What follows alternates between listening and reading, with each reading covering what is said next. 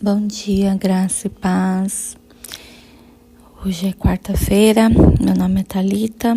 Estamos juntas aqui nesta manhã, onde tenho compartilhado com você devocional, a leitura de um livro. E estamos já no último capítulo, reta final. E hoje eu quero começar falando justamente sobre o versículo do dia, ali na nossa Bíblia online, que diz assim: portanto, se fostes ressuscitados juntamente com Cristo, buscai as coisas lá do alto, onde Cristo vive, assentado à direita de Deus. Colossenses 3:1. E aqui somos convidadas, a trazer à memória nessa manhã aquilo que nós temos buscado, em que nós temos investido o nosso tempo. Vamos refletir e trazendo, tudo isso que nós temos lido, aprendido aqui nesse livro, e agora falando sobre disciplina, criação de filhos, pensar nisso, nas coisas do alto, pensar que aquilo que nós estamos forjando neles, plantando, semeando no coração deles também é algo que vai ter um peso eterno.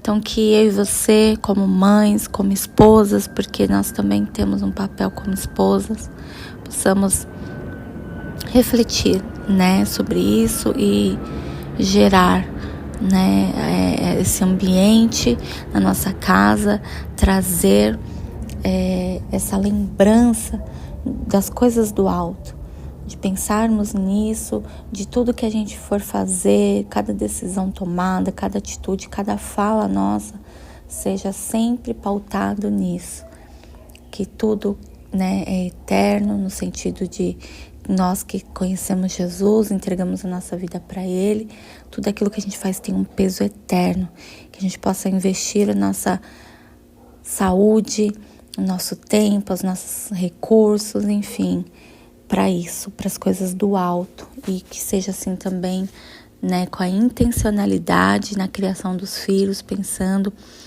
em gerar neles coisas que são eternas, valores, que são eternos. Amém? E aqui eu quero continuar a leitura do capítulo 21, e o título é Os Adolescentes se Preocupam. Não devemos também pôr de lado a ideia de que eles não se preocupam. Os adolescentes gostam muito de fazer-nos acreditar que não estão interessados como são tratados em casa ou como tratam você. Ouça bem, lá no fundo do coração de cada adolescente está o desejo de que você se preocupe com ele. Tivemos inúmeras experiências com adolescentes nos tribunais e, sem exceção, é isso que dizem quando entram em dificuldades. Gostaria que os meus pais me tivessem feito obedecer. Gostaria que me tivessem corrigido e então isso não teria acontecido comigo. Por exemplo, existe o pai que diz ao filho de 15 anos: olha, filho, você não tem que decidir se vai fumar maconha ou não. Não queremos que faça isso, mas é você quem resolve. Veja bem, foi essa mesma atitude que Deus condenou em Eli, lá em 1 Samuel, no capítulo 2. No capítulo 3, ele disse a Samuel que julgaria a casa de Eli para sempre, pela iniquidade que ele bem conhecia, porque os seus filhos se fizeram execráveis, e ele não os repreendeu. Essa palavra repreendeu é forte, porque ela significa fazê-los parar. O mesmo menino que eu citei antes, ele foi apanhado com heroína aos 17 anos. E o seu comentário foi: nunca tive coragem de contrariar os outros rapazes da minha turma. Se os meus pais tivessem dito: não, você não pode fazer isso, para mim teria sido mais fácil negar. O mesmo acontece com as meninas. Uma mocinha que eu conheço muito bem casou-se aos 17 anos. Os pais não concordavam com o casamento, mas temiam que ela fugisse com o rapaz e fosse contrariada. Anos mais tarde, quando seu casamento acabou e ela se viu com a vida arruinada, ela disse: se eles tivessem dito absolutamente não, eu não teria me casado. Como você vê, os pais são bastante tolos para pensar que a fachada que os jovens usam é real, mas ela não é. Olhe além do rosto, espere resistência porque vai encontrá-la. O que já é esperado não nos afeta tanto. Os nossos jovens também precisam da segurança de princípios básicos para viver. Precisam saber exatamente o que você espera deles, para saberem o que esperar de si mesmos. Os nossos jovens estão sendo hoje expostos a coisas que nenhuma outra geração experimentou antes. Trata-se de algo praticamente universal em nossos dias. Em qualquer país que a gente vá, os adolescentes estão enfrentando os mesmos problemas. Precisamos tomar conhecimento dos perigos que os ameaçam e estabelecer princípios santos para ajudá-los a se prepararem para a situação. Muitas vezes, a máscara usada pelo adolescente é um grito de apelo e nós precisamos reconhecê-la. Com relação ao sexo e ao jovem, acho que devemos começar desde cedo a dar aos filhos uma boa educação moral e boas razões para que vivam como devem viver. Eles estão sendo inundados de sugestões imorais, impossíveis de serem ignoradas, a não ser que possuam bases sólidas. Não mais podemos dizer, isso não é direito, e para aí. Precisamos ter razões já bem pensadas para poder ajudá-los. E eu gostaria de sugerir que você comprasse bons livros sobre esse assunto para os seus adolescentes. Há também cursos ministrados por pastores e outros líderes evangélicos que oferecem instruções bíblicas. Eu sempre ouvi dizer que ensino secular sobre sexo para adolescentes é um escândalo. Para confirmar esta opinião, eu fiz um curso rápido em uma faculdade e fiquei simplesmente envergonhada. Eu não sou uma pessoa acanhada ou tímida, receosa de tocar nesses assuntos, mas a maneira como a matéria foi apresentada em classe para os professores que vão ensinar aos jovens foi tão má que eu senti vontade de sair e vomitar. Os cristãos devem apresentar às crianças o sexo como algo belo. Não se trata de algo mecânico que acontece, que nos nivela aos animais. Vivemos em um plano superior.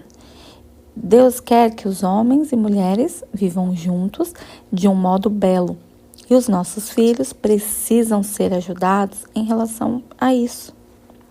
Se sentir muito embaraçada para falar sobre isso com eles, ou se os canais de comunicação entre vocês se interromperam de tal forma que não possa fazê-lo, deixe então apenas um livro em algum lugar da casa e depois ore para que o apanhem e leiam.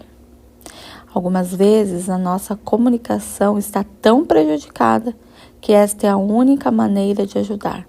Mas tenha cuidado para não agir assim em relação a tudo.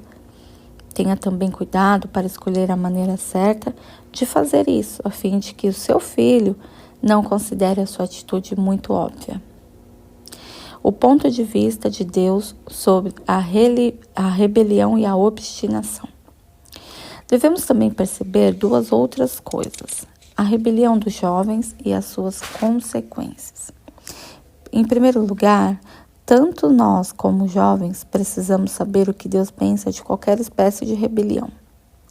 Em 1 Samuel 15, 23, o Senhor diz: porque a rebelião é como o pecado de feitiçaria. Leia agora o que Deus pensa desse pecado.